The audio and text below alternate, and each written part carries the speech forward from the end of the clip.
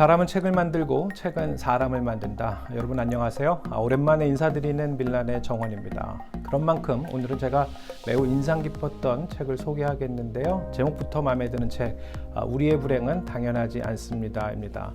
이 책을 쓴 김누리 교수는 현재 대학에서 도고동문학을 가르치며 독일과 유럽 관련 연구를 하고 있어요. 작년 가을 차이나는 클래스라는 TV 강연을 통해서 화제가 된 내용을 이 책으로 엮은 건데요. 제가 잘 오버 안 하는 편인데 two thumbs up 2020 최고의 책으로 추천하고픈 우리의 불행은 당연하지 않습니다입니다. 김누리 교수는 이 책을 시작하며 우린 지금 이상한 나라에 살고 있다고 해요. 2차 대전과 한국 전쟁 이후 세계가 주목하는 정치 민주화 또 경제 성장의 주인공이 된 나라 대한민국인데 그럼 행복해야 되잖아요.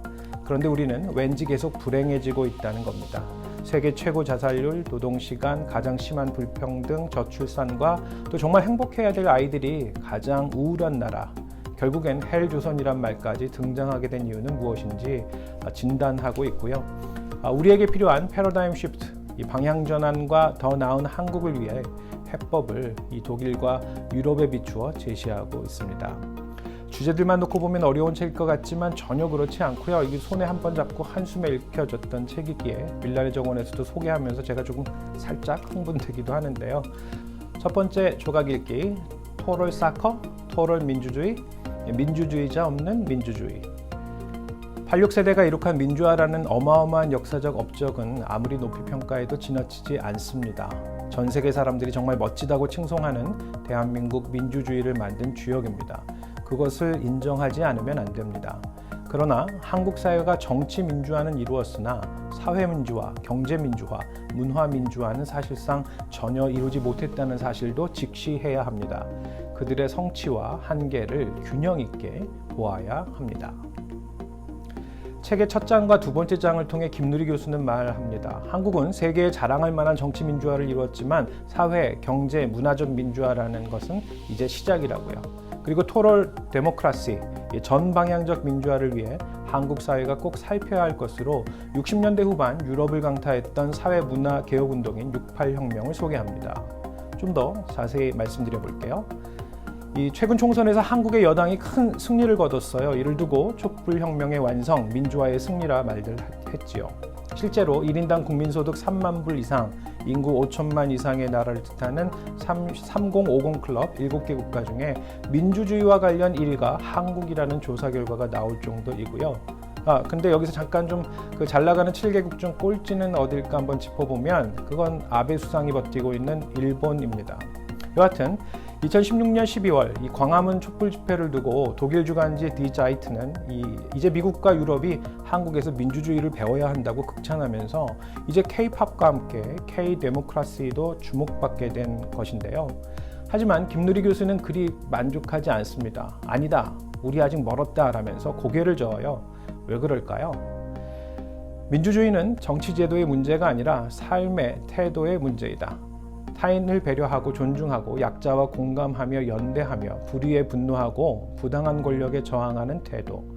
이러한 심성을 내면화한 민주주의자를 길러내지 못하는 한 제도로서의 민주주의는 언제라도 독재의 야만으로 추락할 수 있다. 요지는 이겁니다. 진정한 민주화는 정치적 민주화로 완성되지 않는다. 사회, 경제, 문화, 즉 총체적 민주화를 이뤄야 참 민주사회라 할 수 있다입니다. 이 토럴 민주주의의 실현을 위해 김누리 교수는 우리가 배워야 할 서구 유럽의 문화, 사회적 변혁을 소개하는데요. 그것이 바로 68혁명입니다. 1968년 5월 프랑스 파리를 중심으로 생겨난 거대한 사회문화 변혁운동 68운동의 모토는 모든 형태의 억압으로부터의 해방입니다. 이 운동이 독일을 비롯 전 유럽에 이어 미국으로 건너갔고요. 베트남전의 참상, 그 전쟁의 참상을 TV를 통해 처음 눈으로 접한 미국의 젊은이들이 미 전역에서 반전운동을 일으킵니다. 거기엔 자신들이 너무나 자랑스러워했던 USA가 한낱 제국주의 국가에 불과할 수 있다는 것을 그 점에 눈을 뜬 것도 한몫을 했고요. 이에 체제, 종교, 윤리, 성차별 등에서 오는 어떤 형태의 억압도 거부한다는 해방운동은 서방 세계를 뒤덮고 이제는 일본에까지 이르게 되죠. 안타깝게도 일본은 그 내부적 문제로 이 사회혁명이 실패했고요. 한국은 아예 소개될 기회조차 없었습니다. 이 점에서 김누리 교수는 우리나라 근현대사의 한 인물을 아주 신랄하게 비판해요. 누굴까요? 5.16 군사 쿠데타와 장기 독재 정권의 주인공 박정희입니다. 왜 한국엔 6.8혁명의 기회가 없었나? 원인은 박정희 정권이 만든 극도의 반공주의 때문이었어요. 좀 더 상세히 말씀드려 보겠습니다. 1961년 5.16 쿠데타는 미국 정부의 의심을 사여 이 군사행동이 한국 군대 내 공산주의자들의 행동이라 여겼기 때문입니다.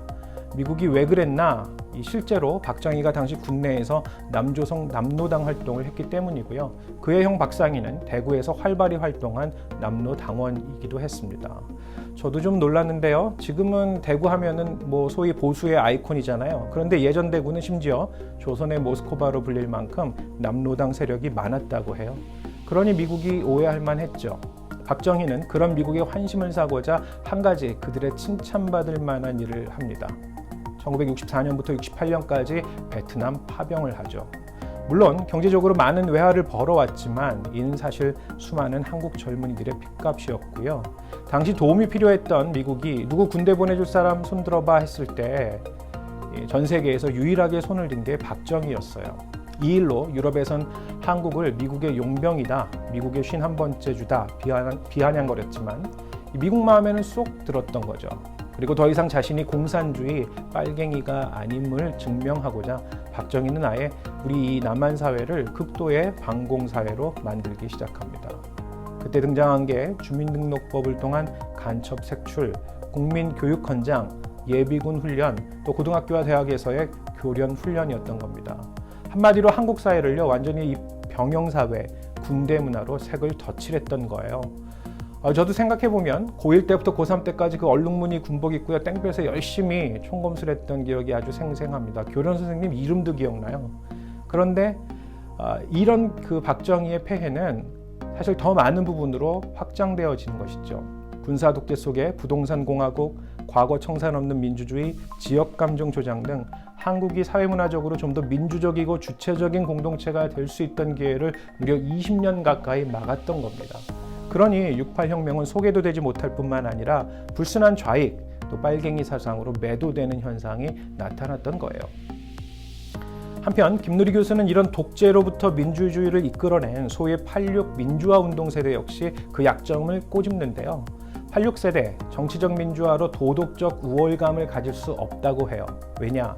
스스로 진보라 여기는 86 세대들 실제로 진짜배기 진보주의자들과 이 대결해 본 적은 한 번도 없었다는 겁니다. 그것 때문에 단지 도덕적으로 하자가 너무나 많은 우리나라의 이 수구 보수 세력과 대결해 왔을 뿐이고 그렇기 때문에 상대적으로 우월성을 가졌을 뿐이라고 말해요. 문화 사회적으로 보면 86 세대 역시 그토록 경멸했던 군사문화 또 병영문화에 깊이 젖어 있다고, 그러니까 사실은 수구 보수 세력과 그리 다를 바 없다고 말합니다. 인권 감수성, 권위주의, 자기 착지와 소외, 성도덕에 이르기까지 다양한 이슈들을 놓고 보면 통상 진보라 여겨진 86 세대 역시 6.8혁명의 부재가 들이온 그늘에서 벗어나지 못하고 있음을 김누리 교수는 아주 꼬집습니다. 그것도 굉장히 세게요. 두 번째 조각 읽기, 악순환의 고리 깨트리기. 김누리 교수는 현재의 한국은 공동체적 자존감이 부족하다고 말합니다. 3050 클럽에만 봐도요, 한국은 인구나 경제 면에서 큰 나라라는 거예요. 유럽에서 인구 5천만인 나라, 큰 나라 맞고요. 아우토반을 달리는 한국 자동차, 세계 핸드폰 시장의 주력인 갤럭시, 또 미국만 해도 현대 기아차, 또 삼성 냉장고, LG 세탁기 등을 보면서 으쓱할 수 있죠. 그런데 딱 거기까지라는 거예요. 실제로는 더 크고 발전할 가능성이 있음에도 말이죠.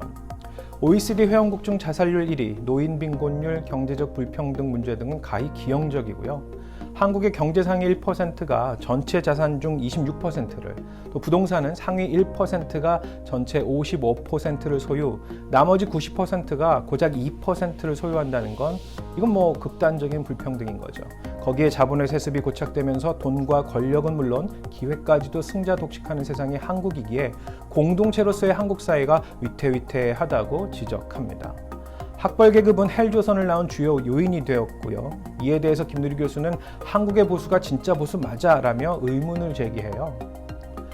한국 사회를 규정하는 가장 대표적인 거짓말은 바로 한국 정치는 보수와 진보가 경쟁하고 있다는 말입니다. 지금 한국은 보수와 진보가 경쟁하는 사회가 아니라 수구와 보수가 과두 지배하는 사회입니다. 저자에 따르면 보수가 추구하는 가장 주요한 가치는 세 가지인데요. 첫째, 우선 개인보다 공동체를 우선하고, 둘째, 역사로부터 배우며, 셋째, 문화적 품격을 유지하는 겁니다. 공동체를 중시하는 보수와 달리 개인을 중시하면 자유주의인데요. 그런데 우리 사회는 공동체를 중시하면 빨갱이라 공격해요.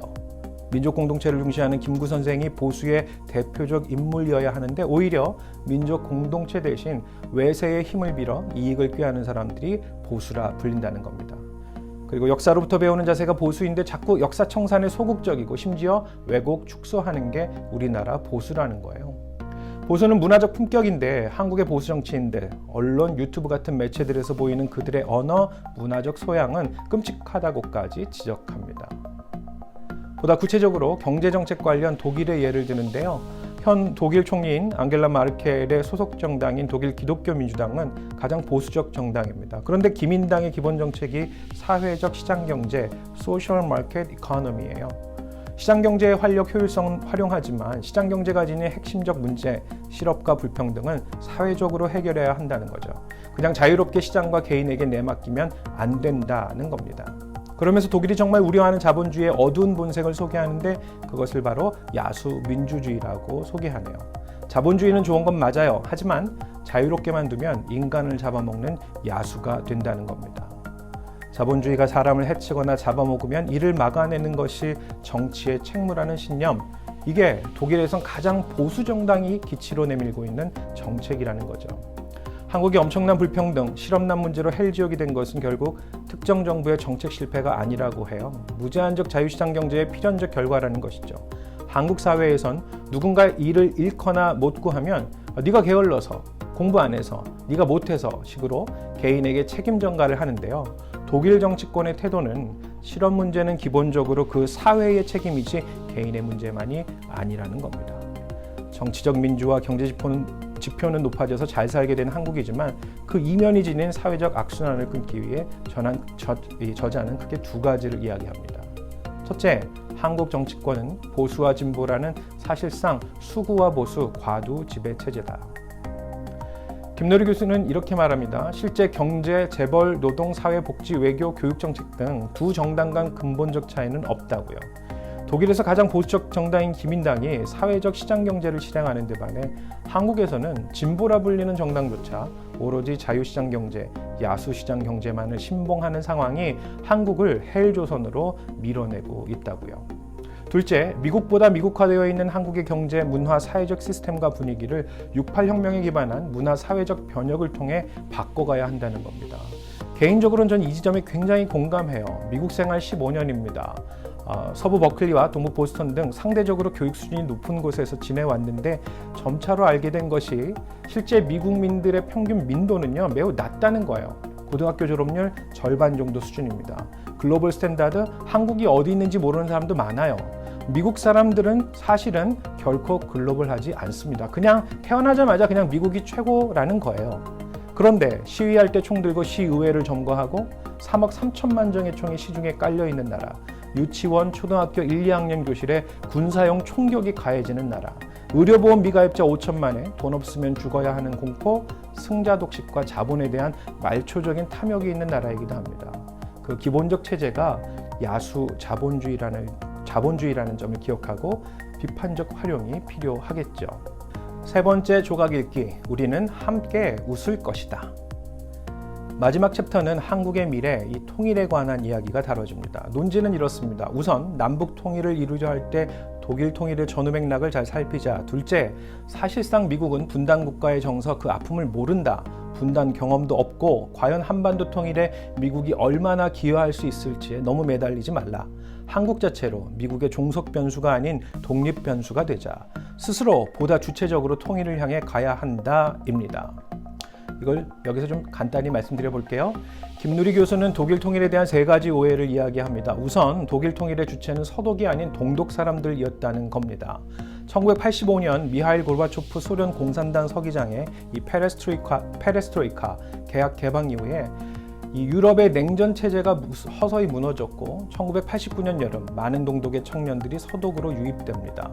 여행 자유화와 민주화의 열망은 동독 내 시민단체 결성으로 이어졌고요. 그러면서 이렇게 외치게 돼요. Wir sind das Volk. 우리가 인민이다. 두 번째 오해는 독일 통일에 천문학적 비용이 들었다는 거예요. 천문학적? 도대체 그게 얼마라는 거야? 이 구체적 언급보다 그냥 천문학적이란 말로 분위기를 몰아간 것은 누구보다 교토통신을 포함 일본 언론이었고 이를 한국 내 수구 언론이 그대로 가져온 것이랍니다.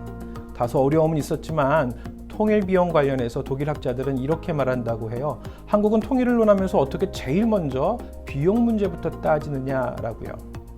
세 번째 오해는 독일이 우리와는 달리 당시 통일 환경이 훨씬 우호적, 그러니까 훨씬 좋았을 거라는 생각입니다. 이건 완전히 잘못된 생각이라는 거예요. 사실 동독과 서독은 통일이라는 생각 자체가 없었다고 해요. 왜냐하면 1차, 2차 세계대전의 주범인 독일이 다시 합쳐지면 세계 3차 대전을 일으킬지 모른다는 우려가 컸기 때문입니다. 심지어 독일 내부에서부터 그랬어요. 균터 그라스라든가 윌겐 하버마스 같은 저명한 독일 지식인들로부터 반대했다는 거죠. 이런 상황들을 놓고 보면 1980년대 독일보다 현재 우리의 상황이 훨씬 유리하고 좋다는 겁니다. 한편 우리가 통일이 되면 가장 손해를 본다고 생각하는 나라가 일본이기에 노골적으로 한반도 통일을 방해해왔고 또 방해하고 있는 나라가 일본이라는 점도 언급하죠. 우리에게 가장 큰 문제는 한반도를 둘러싼 열악한 지정학적 환경이 아니라 정치인들의 빈곤한 상상력과 굴종적인 태도입니다. 한반도 통일은 남북이 자신의 고질병을 치유하는 데서 출발해야 한다고 생각합니다. 북한의 권위주의적 사회주의가 민주화하고 동시에 남한의 약탈적 자본주의를 인간화하는 것이 통일적 사회적 실체가 되어야 합니다. 이렇게 보면 남한에서 통일운동은 남한 자본주의를 치유하는 것에서 시작되어야 합니다. 메르켈 총리는 트럼프의 미국 우선주의를 비판하며 유럽의 길을 선언했습니다. 이제 우리도 분명하게 한국의 길을 천명할 때가 되었습니다. 그것은 한반도 평화, 동아시아 평화, 세계 평화로 이어지는 길이며 인권과 정의, 연대와 인류애로 나아가는 길입니다.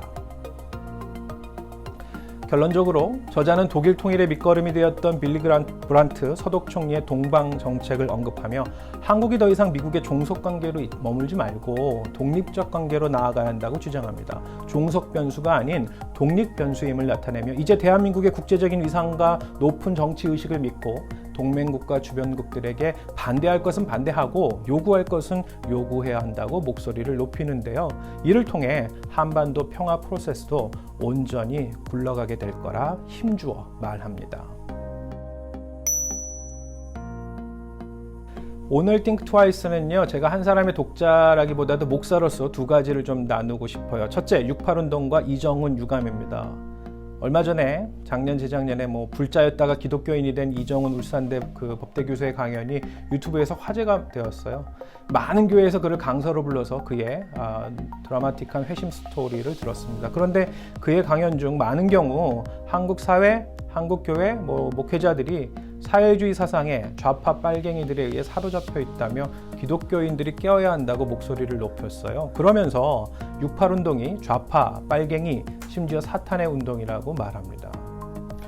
여러분, 사실 모든 사회혁명은요, 그 명과 암, 장단점이 있기 마련이죠. 하지만 유럽의 사회적 진보를 이룬 6.8운동을 그저 마귀, 빨갱이, 사탄의 조작으로 기독교는 좌파, 사회주의와 정반대에 서야 한다, 이런 흑백 논리는 오히려 사회를 바라보는 건강한 신앙의 모습은 아닙니다. 그럼 루터파 목사의 딸 메르켈 총리, 그리고 그가 소속된 독일의 기민당은 빨갱이도 한참 빨갱이인가요? 둘째, 1차, 2차 대전 이후 패망한 독일이 다시금 정치, 사회, 문화적 진보를 이루는 데는 비판적 사고, 크리티컬 띵킹이 매우 주요한 힘이었다는 거예요. 한국적 문화에서는 비판적 사고를 좋아하지 않는 것 같습니다. 아마도 비판이란 말 자체에서 오는 부정적인 어감 때문인 것 같은데, 여러분, 사실 비판적 사고는요, 누군가를 무조건 비판하거나 비난한다는 것이 아닙니다. 오히려 나와 우리 사회가 기존에 믿고 있던 것들에 대해 혹시 잘못된 것 아닐까? 나와 우리도 틀릴 수 있어라고 자문하고 다시 생각해 보는 것을 말해요. 그렇다면 여러분, 비판적 사고를 하는 건요, 어떻게 보면 그건 겸손한 겁니다. 나도 틀릴 수 있어. 이런 점에서 현재 한국교회, 비판적 사유가 매우 요구되는 시점인데요. 이런 비판적 사고 없이 교회와 신앙인들이 사회 문화적 민주화 또 향후 통일에 기여하긴 어렵지 않을까 생각하게 됩니다. 남녀 성평등 문제도 마찬가지예요. 작년 대한예수교장로회 통합총회의 대표들 평균 연령이 60대 이상이었습니다.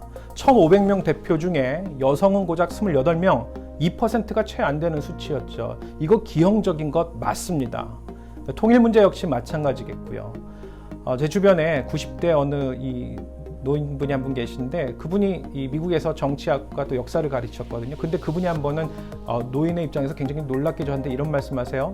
전쟁을 경험했고 여러 가지 역사를 경험했다는 이유만으로 모든 역사의 판단 근거가 노인에게만 있다, 노인에게만 그런 권리가 있다라 생각하는 것은 노인들의 교만이다. 오히려 당대의 역사는 또 당대의 사람들에게 믿음을 주고 맡겨야 한다라는 그런 이야기를 들은 적이 있습니다. 굉장히 저는 좀 감동 깊게 듣기도 했죠. 여하튼 오랜만에 여러분과 함께한 밀란의 정원이었어요. 오늘 내용 좀 길었지만 여러분 내용 어떠셨는지 저는 참 좋은 책이라고 생각하고 특히 목회자분들에게 적극 추천해드리고요. 내용이 좀 좋으셨다면 구독과 좋아요 꼭 부탁드립니다. 우리의 불행은 당연하지 않습니다라는 책 제목처럼 우리나라의 현재와 미래가 더 행복해지길 소망하면서 오늘은 여기까지이고요. 밀란의 정원 가족 여러분, 오늘도 고맙습니다.